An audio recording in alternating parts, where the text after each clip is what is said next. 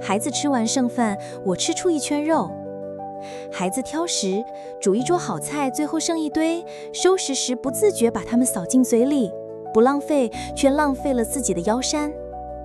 不是不享受，只是总在怕浪费与怕变胖之间拉扯。直到我发现方法，吃饭前花一点心思，身体的代谢变快，身形轻盈了，心里也没那么罪恶了。